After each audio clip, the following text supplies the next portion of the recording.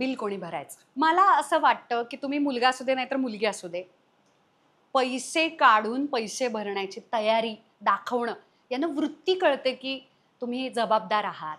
तुम्हाला पैसे भरायचेत. तुम्हाला समोरच्याला खाऊ घालायचंय. गुड टाईम वी हॅड आणि आता मज्जा आली, तर त्याचं मला करू दे पे. कारण आपण इक्वॅलिटीच्या गोष्टी करतो आणि आता मात्र नाही त्यानंच पैसे द्यायला पाहिजेत. त्यानं म्हणजे ते बिल आलंय आणि ₹5 प्रश्न नाहीये, त्यानं कसं दिलं नाही.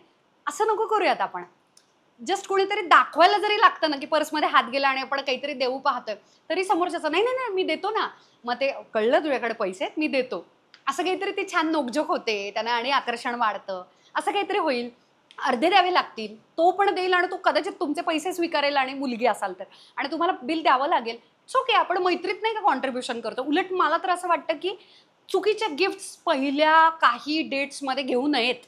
कारण की त्या उपकाराचं बर्डन येऊ शकतं बऱ्याचदा, की आईला यानं मला खायला घातलं आणि इथे सगळं खूप महाग आहे आणि नेक्स्ट टाईम मला भेटायला पण जायचं नाहीये, पण ठीक आहे यावेळी मी बिल भरेन त्यामुळे मी जाईन. असं काहीतरी त्याला विचित्र काहीतरीपणा नको यायला. त्याच्यामुळे कदाचित कॉन्ट्रिब्युशननं मैत्री होते. पण शक्यतो पहिल्या ह्याच्यामध्ये मुलानं पैसे दिले, शक्यतो तुम्ही स्वीकारू पण शकता. जस्ट लुक्स लाइक मी तुला सांभाळू शकतो. माझ्यासाठी हे जड नाहीये. It's okay.